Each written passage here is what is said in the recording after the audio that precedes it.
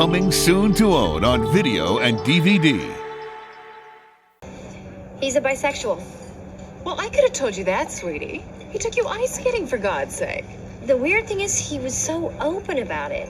You know, hi, I'm a bisexual, like, hi, I'm from Colorado or something. I don't think you're allowed to be bisexual in Colorado. Is that a problem? I mean, what kind of question is that? Is that a problem? Of course it's a problem. What did you say? I said it wasn't a problem. I panicked. He's such a good kisser. You know, that generation is all about sexual experimentation. All the kids are going by. So what, if all the bi kids are jumping off a bridge, you gonna do that too? I'm a trisexual. I'll try anything once. When did this happen? When did the sexes get all confused? Somewhere between Gen X and Gen Y, they blended and made XY. You know, I did the date the bisexual guy thing in college, but in the end, they all ended up with men. So did the bisexual women. Which explains why there are no available men left for us. Oh, gee. Ew! The 2000s really were the golden age of television. I mean, as someone that grew up in this decade and was raised by basic cable, it really was. This was when Disney Channel was at its peak, with shows such as Hannah Montana, That's So Raven, The Sweet Life of Zack and Cody, and The Wizards of Waverly Place. Nickelodeon also had iconic teen shows such as Zoey 101, Drake and Josh, iCarly, and Victorious. All these shows really had me thinking that I would have a relationship by the time I get to high school, but unfortunately that did not happen. We are also getting TV shows with a predominantly black cast or even an all-black cast such as The Game, Girlfriends, 101, and one of my personal favorite sitcoms ever created, The Parkers. Was The Parkers problematic as hell? Well, yes, but is it one of the best shows ever created? Well, yes. Stereotypical film bros were also getting their types of shows too. Breaking Bad, Mad Men, and The Sopranos, to name a few examples. You also couldn't possibly forget the CW teen drama shows 90210, Gossip Girl, Gilmore Girls, and One Tree Hill, which I'm currently watching. And albeit it wasn't a lot, but some queer representation was progressing during this time in television. Queer as Folk, The L Word, and Will and Grace being the most famous trailblazers of the 2000s. I think what made this such a stellar age of television is because there is representation for everyone. Well, almost everyone. Bisexual people were rarely ever represented in the media and in television, but when they were, it was almost always in a negative light, and I wanna know why, and that is what we'll be discussing in today's video. What inspired me to make this video is actually two things. So number one, I of course hate queerphobia in any and all degrees, but biphobia and transphobia drives me up the wall because anybody could be biphobic and or transphobic, both straight people and queer people, so I feel a little bit protective of people who are a part of those communities. And number two, have you ever seen a television show where they do have a canonically straight character, but that character is literally the most bisexual coded person you have ever seen in your whole entire life? Well, that's literally me with Sam Evans in Glee, and literally speaking of biphobia and Glee, trust and believe we will get into it. We will get into Glee and biphobia, but that's literally me with Sam Evans of Glee, and especially Scott McCall from Teen Wolf. That I don't care what anyone says. I don't know if, ands, or buts. That man is so bisexual. I am so mad that the show never made him canonically bisexual. But yes, in today's video, we will be talking about why the media in the 90s and 2000s, especially television, was biphobic. Because why was it so biphobic? Why? With all that being said, let's get into the video.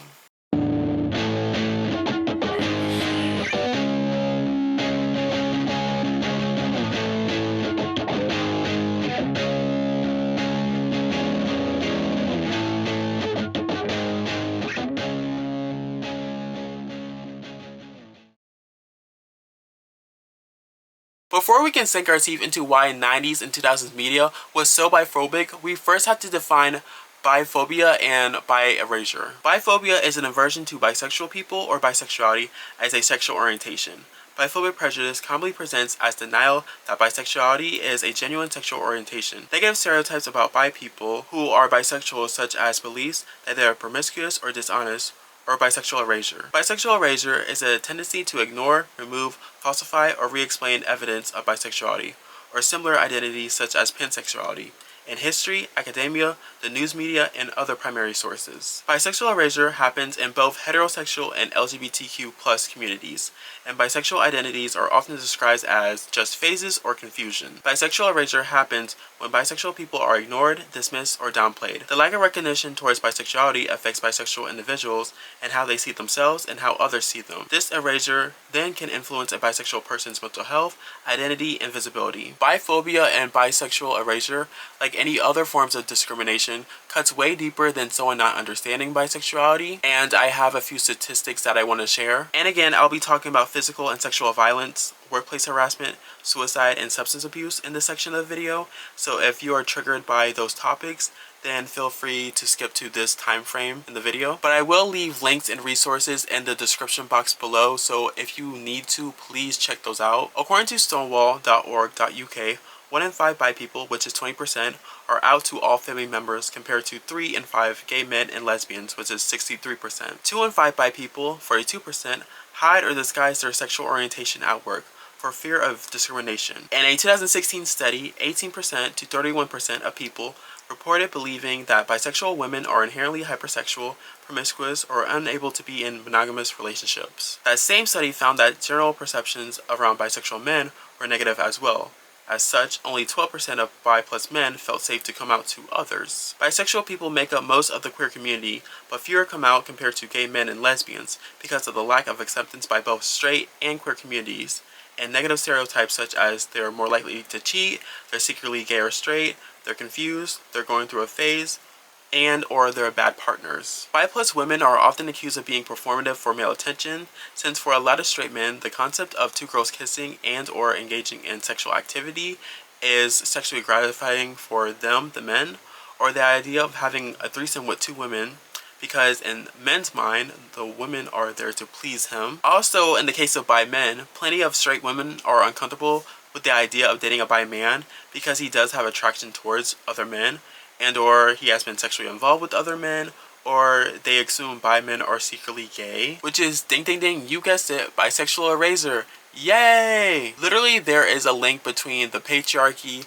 queerness, being attracted to men, but that is a different discussion for a different day, for a different video. The media still has a long way to go regarding depicting bisexual people in TV shows and movies. They're rarely ever represented, but when they are, they're stereotyped in a negative way by, you guessed it, being promiscuous, confused, it's just a phase, or even that they're just bad people. And sometimes depictions weren't always blatantly biphobic, sometimes they were just subconscious, but it still happened, so it's still an issue. Now to read some disheartening statistics. According to Human Rights Campaign, HRC, bisexuals experience mental health issues at higher rates than gay men and lesbians. In general, bisexuals have higher rates of depression, anxiety, and other issues than their gay and lesbian counterparts, and around 40% consider or even attempt taking their own life. Bisexual people also face higher rates of domestic and sexual violence.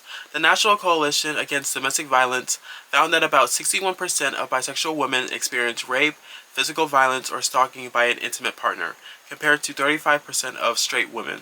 37% of bisexual men experience rape, physical violence, or stalking by an intimate partner, compared to 29% of straight men. And these rates are even higher for trans people and people of color. Along with facing higher rates of anxiety, depression, and other mood disorders, bisexual people also face higher levels of being objectified and fetishized, higher rates of self-harm, higher rates of low self-esteem, higher rates of sexual harassment or the workplace or in public, lower levels of social support, which contributes to increased mental health issues, higher rates of substance abuse, including cigarette smoking and heavy drinking, an increase in eating disorders, and higher poverty rates. Bisexual people are often mocked for their identities, and similar ones including omnisexual, pansexuality, and being fluid. According to an infographic released by #StillBisexual, nearly half of bi plus women and trans people and a third of bi men have attempted suicide. 85% of bi plus youth report feeling nervous or panicky, 81% usually feeling depressed, and 96% having trouble sleeping at night. In addition to mental health and wellness issues, bisexuals often don't get proper treatment regarding physical health as well. According to Harvard Health, bisexual invisibility can affect the quality of medical care. A bisexual woman who is in a relationship with a woman but also has sex with men may not be offered birth control or counseling about sexually transmitted infections at a doctor's appointment because she's incorrectly to be assumed a lesbian and not at risk for pregnancy or STIs. According to HRC, the Williams Institute found that approximately a third of bisexual people reported at disclosing their sexual orientation to their healthcare providers, leaving them without full access to medically necessary care. Now let's talk about Ricki Lake, the daytime talk show that was set in the 90s. Ricki Lake is an American daytime talk show that was hosted by Ricki Lake. The show ran in syndication for 11 seasons from September 13, 1993 to May 21, 2004, in which it broadcast over 2,000 episodes. Taped at Chelsea Studios, the tabloid talk show primarily featured single-issue panel discussions with everyday people. Lake moderated these discussions, which often centered on relational transgressions between guests, and she placed a heavy emphasis on audience participation. The show distinguished itself from its contemporaries by focusing on youth-oriented discussions from a Generation X perspective. Episode 16 of Season 1 is titled Bisexuals Exposed, but it's also known as Choosing Between My Male and Female Lovers. The full episode is 60 minutes long, but it's not available on any streaming services, none that I can find, but someone uploaded a 24-minute version of the episode, and thank you for that. I will be using that for reference, and just thank you to that uploader. You literally are a godsend, and I will link that in the description below. So even though there was no explicit biphobic remarks made by Ricki herself, the framing of the episode is so biphobic. The biggest example of this is the audience poll questions. One of the questions being, do you believe that a person who's admittedly bisexual could really remain faithful to their spouse in a marriage? Which is a crazy ass question. Another question asks the audience, is it okay for someone in a relationship to be bisexual, or do you think they should make up their mind and choose whether they are gay or straight?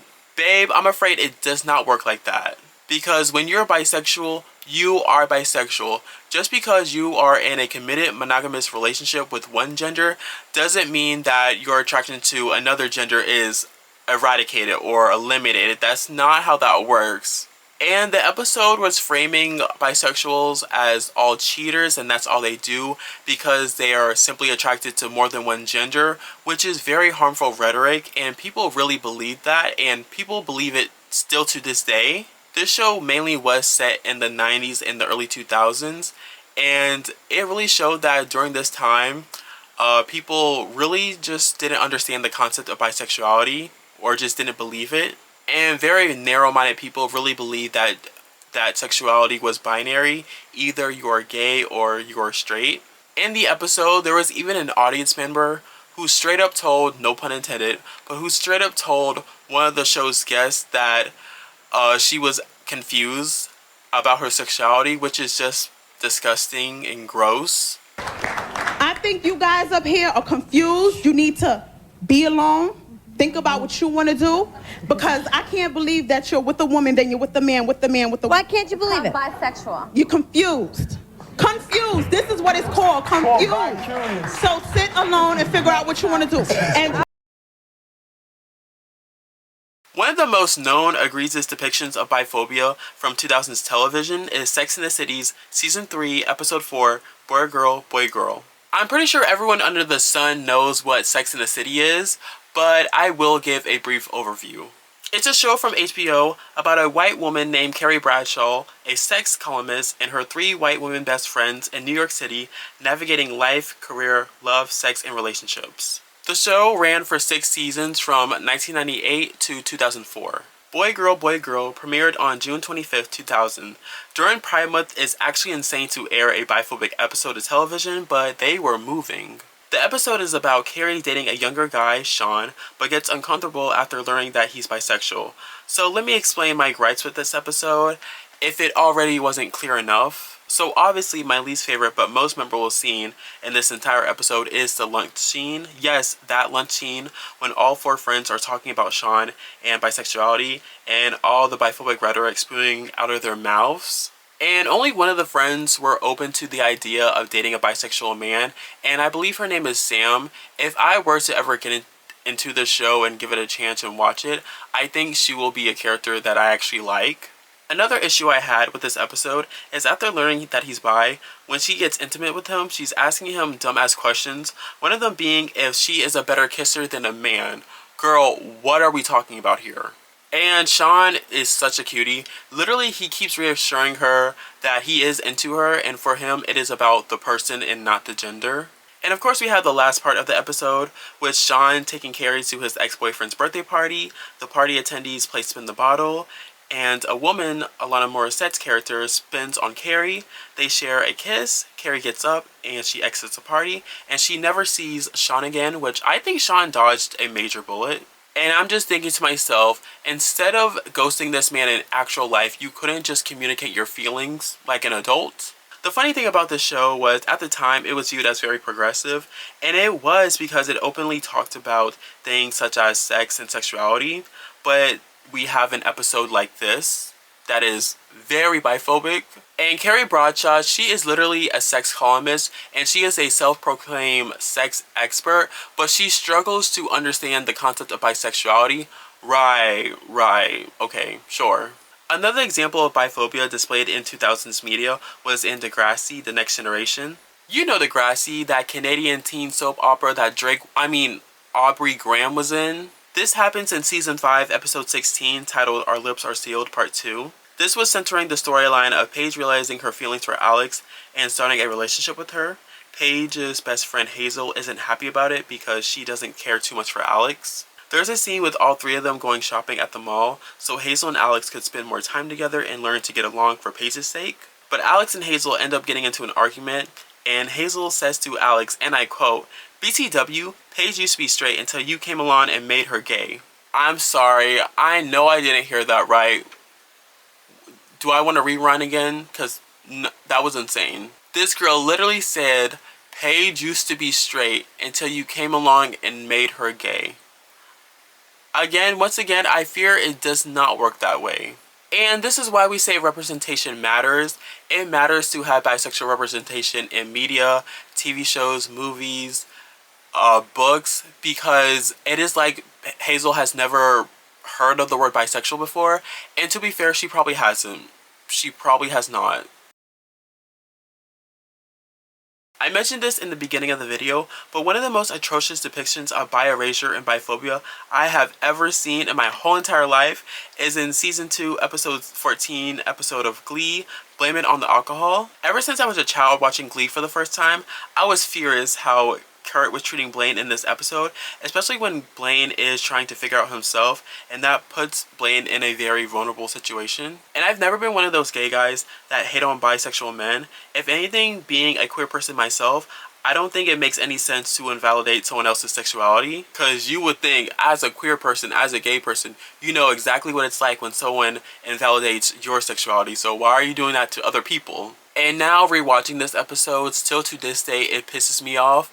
So much so that it deserved its own section. But you know what they say, no one hates this show more than an actual Glee. I don't necessarily hate Kurt as a character, but what makes him so frustrating as a character is he will say and do things that are problematic and deserve to be called out, but he will never really face any true consequences of his actions. And that is also very irritating. It literally reminds me of in Season 1, that whole storyline he had with Finn and how he had a crush on him, which having a crush on someone, fine, okay, whatever, but how you act, that does matter, and he was really making Finn uncomfortable in that situation, and from what I remembered, he never apologized for it. Even in Season 2, when his dad called him out on it, he never really apologized for his behavior, which was inappropriate. So a brief overview of the episode. The show choir regional competition is coming up. Rachel wants to write an original song for the Glee Club, but she's not feeling inspired. When her dads are out of town, she throws a party, but the party is boring, so Pug breaks into her dad's liquor cabinet. They all get drunk, the Glee Club, then they play Spin the Bottle. Again with Spin the Bottle and Biphobia, wow, they're on a roll. And the fact that Sarah Jessica Parker was in an episode of Glee, literally a full circle moment. But anyway, back to the episode. Blaine and Rachel shared an intimate kiss, upsetting Kurt, and has Blaine questioning his sexuality. I'm just gonna play the infamous scene here because it enrages me, and what happens is better than anything I could ever explain. Rachel just asked me out. Oh, it was amazing. She's got a girl crush on you. Wait a second. Why'd you say yes? You can't lead her on. She says I'm leading her on. You can't be serious. When we kissed, it felt good. It felt good because you were drunk. What's the harm in going out on one crummy little date? You're gay, Blaine. I thought I was, but I've never even had a boyfriend before. Isn't this the time you're supposed to figure stuff I out? can't believe that I'm hearing this right Maybe now. I'm bi. I don't know. Bisexual is a term that gay guys in high school use when they want to hold hands with girls and feel like a normal person for a change. Oh, wait. Why are you so angry? Because I look up to you. I admire how proud you are of who you are. I know what it's like to be in the closet, and here you are about to tiptoe back in. I'm really sorry if this hurts your feelings or your pride or whatever, but however confusing it might be for you, it's actually a lot more confusing for me. You're 100% sure who you are. Fantastic. Well, maybe we all can't be so lucky. Yeah, I've had a lot of luck, Blaine. I was really lucky to be chased out of high school by a bully who threatened to kill me. And why did he do that? Because he didn't like who I was. Sort of exactly what you're saying to me right now, isn't it? I'm searching, okay? I'm honestly just trying to figure out who I am. And for you, of all people, to get down on me for that, I didn't think that's who you were. I'll see ya. I'd say bye, but I wouldn't want to make you angry. Were you silent or were you silenced? The part that infuriates me the most is that one part where Kurt literally says that bisexual men are just gay men that want to hold hands with women just to feel normal. That is crazy ass work. Literally, Blaine has every right to feel and be confused, and Kurt is just invalidating all of that. And that's why I really hate how they ended the episode, because the way it's framed, it makes it seem that Kurt was right about what he said about bisexual men, but he isn't right, not at all. Bisexuality and questioning your sexuality are two different things. Let me say that again. Bisexuality and questioning your sexuality are two different things. Blaine just realized at the end of the episode that he's 100% gay, and that's totally fine, but it doesn't make it right about what Kurt said about bisexual men. And the fact that a show like Glee, which was so diverse in its casting, never had a bisexual male character, not even a recurring one. And like I said earlier, it should have been Sam Evans. It really should have been Sam Evans. That is a hill I will actively die on. Ryan Murphy being an evil gay man and being one of the 3 writers of the first 3 seasons of Glee, along with Brad Falchuk and Ian Brennan, wouldn't surprise me if he had some sort of vendetta against bisexual men. In the past, if a bisexual man actually dated Ryan Murphy, but then broke up with him because he realized that he was evil and crazy, and then soon after started dating a woman, good for him. Good for him, actually. And he was probably too good for Ryan Murphy anyway, so yes. So now it is time for my final thoughts. And once again, like I almost do in every single video, I did not write anything down, so all of this is going to come straight from the noggin. But I did take mental notes, so I do have somewhat an idea of what I'm going to say. But whoa, hold my own horses. Before I get into my final thoughts, I first have to answer the question that I've been asking this entire video. Why was 2000s media so biphobic? And to simply put it, it really is just that art imitated life, and people's thoughts and opinions about bisexuality and bisexual people reflected that of the media of the time. People in real life actually did believe the negative stereotypes about bisexuality and bisexual people, that since there are more options, that they were going to be more sexually promiscuous, that they're more likely to cheat, which is that is just so fucking stupid. Also, people believe that they would make bad partners, or that they were just confused about their sexuality, or dumb shit like they were actually gay but they were afraid to come out the closet the whole entire way, or they're actually straight but they want to be included into something, so they just label themselves bisexual. All of that, so fucking stupid. So because you actually had people that thought like that, of course that is going to reflect in the media, especially films and television. And the thing is, the shows I covered in this video today, Sex and the City, Degrassi, and Glee, all of those being very, very popular shows with very large fan bases, and I can't even imagine being a young person or a teenager at the time and Like, I couldn't imagine, like, what if I was, like, bisexual, and I already have people in my real life invalidating my sexuality, and then I turn on the TV, and then I watch an episode of Glee that's invalidating my sexuality. Like, I couldn't even imagine how that would make, that made, like, bisexual people feel at the time. So, yes, bi rep in the 2000s really did suck, and I am very curious to know if the representation did get better in the 2010s, or did it get worse? Maybe that'll be a very interesting video to make. Let me know if you guys would like that video. And like I said earlier in the video, biphobia really does piss me off, because anybody could be biphobic. I mean, you have straight people who could be biphobic, and then you have a lot of gay people that are biphobic too. And like I said earlier, it really does piss me off, like, as a gay person, as a queer person, other queer people invalidating other queer people's sexuality. Like, that is insane to me. That is actually freaking crazy. So just know that if you're bisexual, or if you're any sexuality that's similar, just, I am holding your hand when I'm saying this. I am holding your hand when I'm saying this. Just know that this place, this channel, is a safe space. I love you so much. You are valid. You're everything. You're amazing. Don't let anyone tell you that your sexuality is not real or not genuine to you, because, like, literally tell them to go actually fuck themselves, because you are valid and you're amazing, and I love you so much. But now, you guys, it is your turn. Please tell me your thoughts and opinions.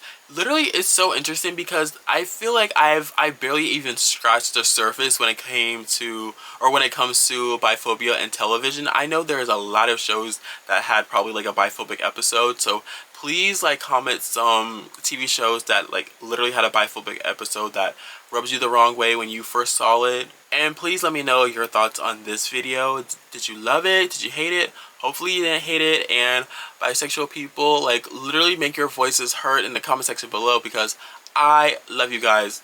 Literally, I love you guys so much. And I thank you so much for watching this video.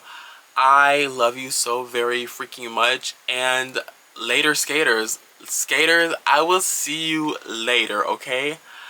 Love you guys so much. I'll see you soon, and bye. I feel like I never know how to end a video, so I apologize for that, but I'll literally see you later, okay? Later, skaters.